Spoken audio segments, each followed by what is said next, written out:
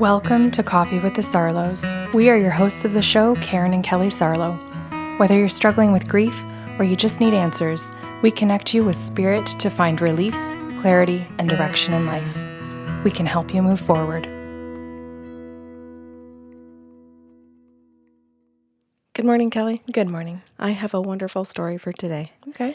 A client calls and asks for an appointment over Zoom so that they can record something for their family, and they tell me this in advance.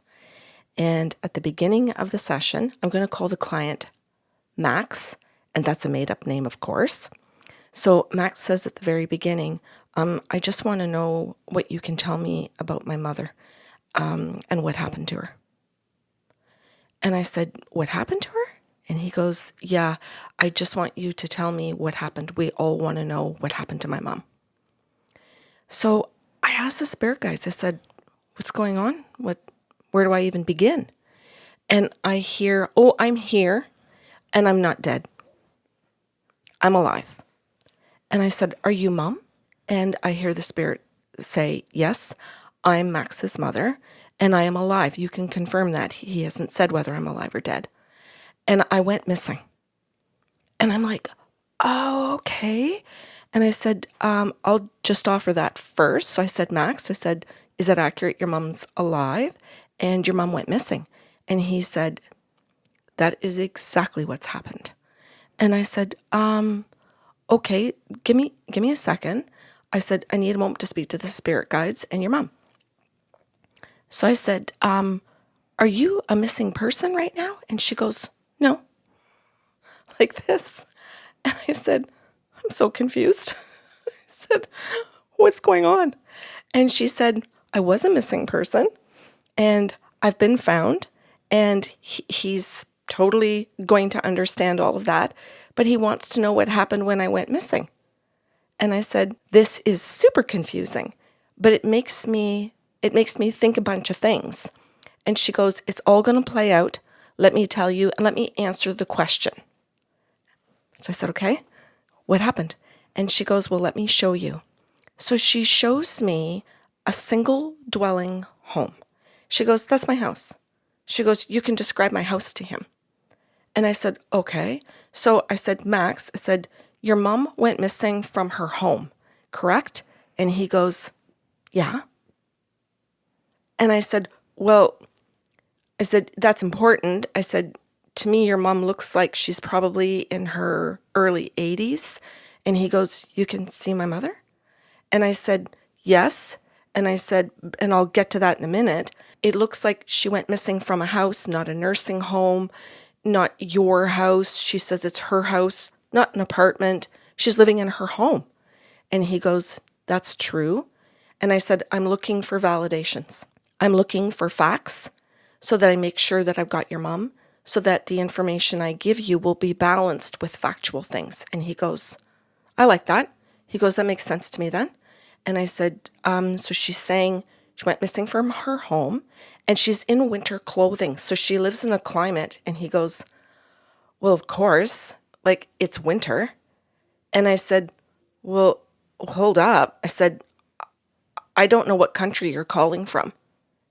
Oh, I thought you just had local clients. And I said, no. I said, I have clients all over the world. Like what she's wearing and a season is factual information. And he goes, it would be, wouldn't it? And he said, I'm sorry. He said, please continue. That's correct. And I said, and also, Max, you might be calling me and it's winter now, but you said what happened. It could have been that she went missing way back in the summer and you just found out about me and you're just calling now to ask. And he goes, oh, I'm sorry. He goes, this is coming out like it sounds rude. And he says, and I don't mean it to be rude. I really need your help. He says, so you can correct me and tell me when it sounds like I'm not being nice. He says, that's not my intention. So I said, well, thank you for that. And I said, but she's showing me that she was in winter clothing and that she has like a pair of boots on. And this is important. I said, so she dressed appropriately to go outside. And he goes, yes, that's correct. He says, so what happened?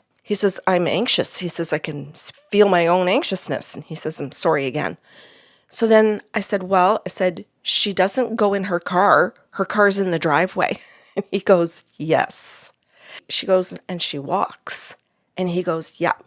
And I said, she says she's found within 24 hours. And he goes, that's correct. She's showing that she goes for a walk and she walks into your downtown area. And he goes, okay. And I said, she walks through a laneway. Looks bushy. Looks like she gets lost in the bush a bit. And he goes, there is a lane between her and the downtown. And he goes, that would make sense. That would tell me the route she went. That's what I'm looking for. And I said, well, she goes down that route. And she doesn't really talk to many people, but there are people on that route. And I said, she goes through the downtown. He goes, what happens when she's downtown? And I said, she uses a washroom. I said, she goes into buildings and she asks people for food. And he goes, does she eat? And I said, no, nobody will give her food. I said, nobody's interested. And she just sort of goes up to tables and asks for food. And the people in the restaurant ask, like the owners and the staff ask her to leave. And he goes, why? He goes, why wouldn't they feed an old woman food? And I said, I can't answer that. I said, I just know and can see that she goes into different buildings and asks for food, but it's not all restaurants. She's just going in and out of buildings. So she goes into clothing stores and she goes into an optometrist place. And he goes, I understand now. Why wouldn't they call the police? And I said, she leaves. She just goes out and leaves. And he says, no, nobody tried to help her. And you can see that he's distressed that nobody's seeing his mom. Mm-hmm. That nobody's actually seeing her for what she's experiencing. And that people are just trying to mind their own business or they're just busy. And he says, I don't understand why nobody's reaching out to help my mom. This is what's bugging me. And so I had to repeat that to him several times, that people are just in their own worlds, just doing their own day. That's not even true. People are afraid. People have homeless people around them who do this all the time and ask for food, and they're trying to protect their space. They're scared, or they're tired of it, or they don't know who's actually homeless or who's wandered down with Alzheimer's, and they don't know if they should call the police or if they should just let it go and kick them out of the building. Like, this is not an unusual story. Okay, I'm going to say a really heartfelt thank you for doing that part, which is really important to this podcast. And I'm going to continue with the story. Mm-hmm. Thank you. So she goes back outside, and now remember, it's winter, and this is part of what's bugging him. She comes and stands in front of me, and she goes, can you tell him my coat's done up? And I said, yes, I can. She goes, just tell him. And I'm like, okay, it's such a random piece of information, but it's important. And so I said, Max, I said, your mom just stopped, stood in front of me, and she showed her coats done up. And he goes, okay. And you can see, like, I'm going to cry. I'm going to cry now. And I said, your mom's coat's done up, sweetie. And he goes, okay, thanks, Karen. And you can see, like, water, like, teary eyes, because he's sitting, like, like, we're pretty close. He's not way back in the camera on Zoom. He's, like, at a desk, like, right in front of me. And I said, are you okay, Max? And he goes, no. He goes, but I think this is why I called you. He says, I think I'm understanding that I needed to know these things because these things keep me up at night. Mm-hmm. These are the things that are giving me my nightmares. These are the things that are popping into my mind in the middle of a speech or in the middle of my job where I can't freaking function. And I'm so worried about my mom. And he says, and I feel like I'm still in all of it. I can't seem to get out of it, though my mom is putting it behind her. I can't seem to be putting it behind me. And he says, so I'm really, really grateful. Can you just continue? He says, I trust that the spirit world is going to tell you whatever I need because I don't seem to know what the hell I need. I think that's not true, but that's interesting that he says it like that. Good. Thank you. So I said, okay. So I said to his mom, thank you. Could you just continue? She goes, yeah, I'm going to go back outside, Karen. Come walk with me. So I feel like I'm walking with her on this path. And she goes, look down, look at my feet. So I look down and she's got a boot on, but it's not a good winter boot, but it's a boot. And she goes, I just want you to tell him that I did put my boots on, but that I didn't put on my winter boots. And I said, okay. And now I'm realizing this is probably one of the things that's bothering him. Mm-hmm. So just say it. And so, as an intuitive, you just blurt these things out, hoping that the person is going to make sense of it, but that you don't get all of the information as to why you're saying it. So I said, oh, she's pointing down at her feet and she's got these boots on, but she says to say to you, they're not her good winter boots. They're a different winter boot. And he goes, thank you. I said, Max, are you okay? He goes, I knew I should have put those boots away. He says, when I went over to visit her, I wanted to put those boots away into her, like a storage area, so that she didn't have the opportunity to put them on because the weather had turned and it was more winter than it was fall. And he says, I knew I should have done it. He says, now it's telling me, follow your intuition, follow your logic. You can have both. That's awesome. And so then he goes, Kate, continue.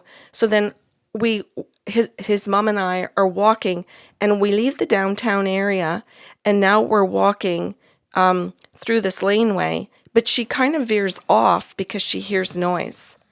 And I said, oh, she veers off on the laneway because she hears noise. And he goes, okay, keep going. And I said, she can hear commotion back there. So she follows it. And she ends up meeting some homeless people. And he goes, oh my God. And you can see he's scared. And I said, she meets a man. And he goes, my worst nightmare. Mm-hmm. And I said, well, she meets a man back here. And he is a seasoned homeless person. And Max says to me, oh, good God. And I said, and thank God she meets him. And he goes, what? Because he's thinking the worst. Mm-hmm. And I said, oh, no, thank God she meets him because he can see she doesn't know what she's doing. He can see in her and knows how to figure out that she's not a homeless person and that this is a person who's wandering. So he gets into a conversation. He goes, oh, hey there. And she goes, oh, hi. And so you can hear some of the conversation playing out, but I'll say briefly, she speeds up the film and I can see where she follows him. And he takes her to a train station.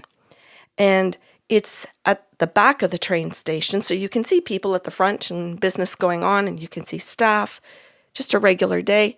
But you can see behind it that there's a bushy area, and you can see where there are a lot of homeless people behind this train station. We refer to this as the South End. And I'm like, oh, okay. So I said, Max, there's a train station off of your downtown area, and I said, behind it, it's called the South End. He goes, I know exactly where you're talking about. He goes, all the homeless people have like tent cities back there. And I said, she goes back here. And he goes, oh my God, Karen. And I said, and he helps her. He shows her where the fire pits are. He shows her where she can find a washroom. He shows her like where she can find some food. And he goes, food? And I said, yes. I said, the city brings food here, but it only comes at certain times in the day. And you can get something here like they bring sandwiches like wrapped. And he goes, oh, so she did eat. And I said, she did.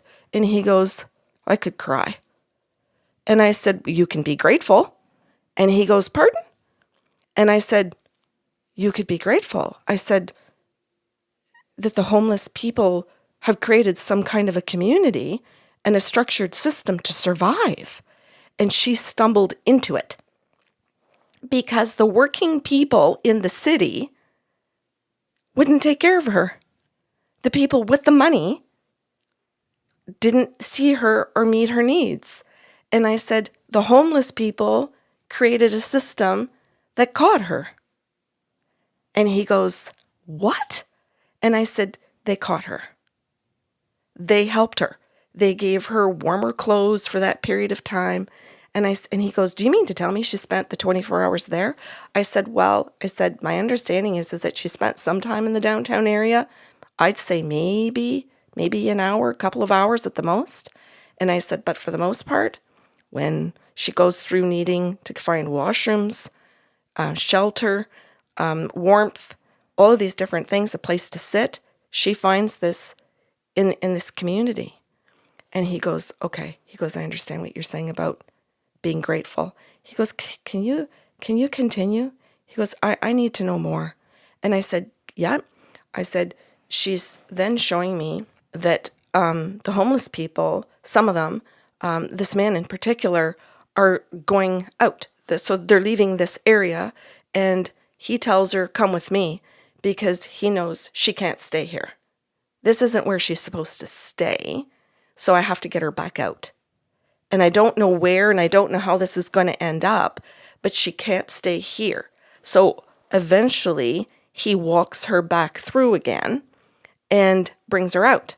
And you can see him walking around with her, I'll say outside of the community, but eventually he just says to her, I have to leave you here.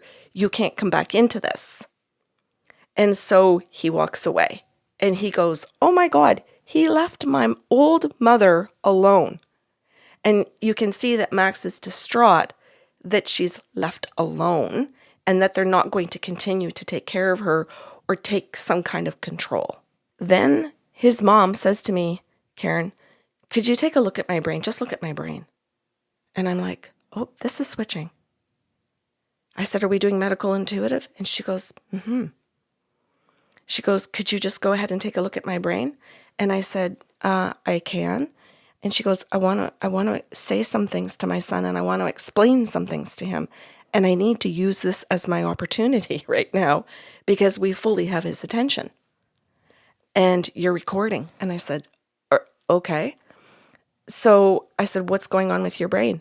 And she goes, well, take a look at it. And I said, your brain looks to me like it's been diseased for a long time. It's gray. And she goes, is that what gray means to you? And I said, it does. And she goes, what can I do to help you understand and give messages to my son? I said, well, I'm going to talk to your spirit guides and not just you. And I have a medical spirit guide that I need to ask questions to so I can understand it. And she goes, that's really cool. Then I'll just show you my brain, and I'm going to let this be. So I said to the rest of the spirit world, what's going on in the brain? And they said, well, she's got several things going on. One of them is that the medical community is giving her medicine for different things, but it's not jiving.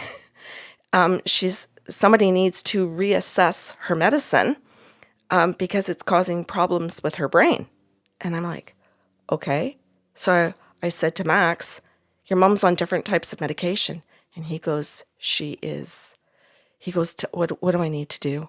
And I said, you need to bring her to her doctor because the drugs are interfering. And I said, you might even want to book an appointment with a pharmacist that has like a doctorate in pharmacology so that you can really understand what's going on with the drugs. And he goes, I can do that. He goes, just give me a sec. I want to get a pen and paper. I want to write down what's going on medical. So he writes this down. What else is going on in her brain? I said, it appears to me like she's having mini strokes. And he goes, what? I don't know anything about that. And I said, this is what I'm being told, and this is what it looks like to me. So I just described to him what it looks like to me that I can see. And he goes, I'm going to write down mini strokes. And he goes, does her doctor know this? And I said, well, he does now. And I said, or by the time you make your phone call and you get your appointment, this is going to be confirmed. And he goes, okay. He goes, that's good. Thank you. And he says, I'm going to write down that it will be confirmed. He goes, so we're doing some future stuff too, I see. And I said, yes. And then he said, is there anything else going on with my mom? And I said, yes. I said, she has high blood pressure. And he goes, she does? Like this. And I said, she does. And I said, that's also going to be confirmed. And I said, something just recently had occurred before this happened where your mom went to a hospital and she got a series of tests done. And I said, and she goes missing between that. There's like a time gap. He goes, there certainly is a time gap here. And I said, well, thank you for confirming that. And I said, so she went to the hospital for some issues. And I said, you don't have the medical results yet. And he goes, that's correct.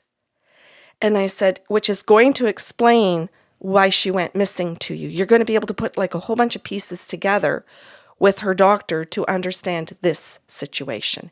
He goes, I sure as shit hope so. And he goes, but this is helping me because it's helping me understand what kind of questions I need to go in and ask. He goes, what else are you getting in the brain? And I said, I'm getting that your mom has some Alzheimer's. And I said, and it's made complicated because she's having mini strokes and there's problems with the drug interference. And I said, so your mom is like in a cluster storm of way too many things that are going wrong in her body. And I said, and something that you need to know, I said that the guides are telling me is that she's not sleeping properly. So on top of it, she's getting this sleep interrupt. He goes, I wondered, Karen. He said, because I would go over like at 8 a.m. to have a coffee with her and it looked like she'd been up all goddamn night. He said, like, I'd see things out. I'd see like that there was activity. And then if I asked her about it, she'd tell me, no, I did that last night before I went to bed. And he says, and I couldn't prove that she had because I wasn't there till she went to bed. And he said, so, you leave and you wonder, is she telling me that? That's true. It's not true. She lives alone. I don't know. And he says, so he says, until this situation occurred where she really went missing, he said, I was guessing at things and I couldn't understand it. He goes, I wish I had known about you back then, because then I could have called and said, what the hell is she doing in the evening? Is this accurate? So he said to me, you're telling me my mom's got Alzheimer's?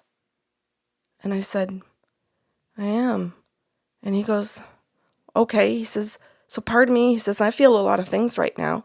He says, I feel really upset. And he says, but I also feel not upset in a different kind of way because things are just starting to make sense. He says, could you just go on then? He says, I need a moment. And I said, do you want me to talk? He goes, keep telling me things. He goes, that's okay. He goes, the validations are good. He says, it makes me feel confident in the information you're giving me. He says, and it makes me feel confident because then I feel like the decisions I've been wanting to make, I should have made, and I just need to do it now. I said, okay. I said, she's telling me that you did call the police. She's showing police. And he goes, I did.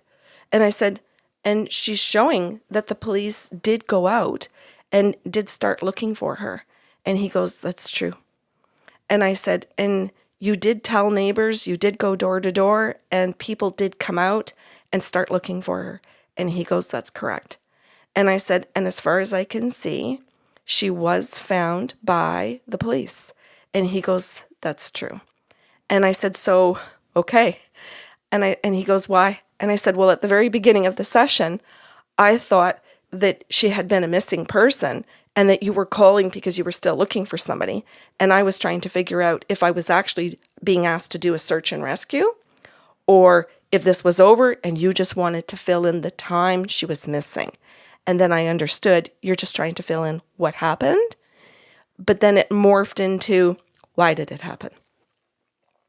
What's going on that this actually happened to your mom? So his session comes to an end. And I'm going to end it that way. I'm just going to say his session comes to an end. And he thanks me for the list of medical things. He thanks me for filling in those blanks. It's over. And I asked him for permission if I could do a podcast. And he goes, you sure can. I wrote the notes, Kelly, and I kept them with a whole bunch in a file. And then I don't know how come I didn't do it any earlier, but I'm glad that I didn't, because eventually he called back. He called and he said, I gave you consent to do the show. have you done it? And I said, I haven't. And I don't know why, but I'm glad that I waited. And he said, I wanted to validate some things for you. Oh, I said, I appreciate that. I said, let me get out my file. It was on the computer. So I pulled up the file on the computer. And he said, I had the meeting with the doctor. And he said, we did find out that my mom has had mini strokes. He said, I wanted to validate for you that she's had several. And that there's a good chance she's going to have more. And he said, so I just wanted to tell you that that was accurate. And he said, you also said that my mom was on medications that were causing sleep disturbances. He says, I mentioned that to the doctor. The doctor got back to me. He says, that's why it's been so long in me getting back to you. And he said, but the doctor has looked at my mom's medical chart and she's been taken off certain medications, some completely for good. And he said, and they've put her on new medications because she's been diagnosed. And I said, okay. And he said, you had said that my mom had the brain of somebody with Alzheimer's. And he said to me, she's been diagnosed properly. And now we're going forward based on the diagnoses. And he said, I just can't thank you enough.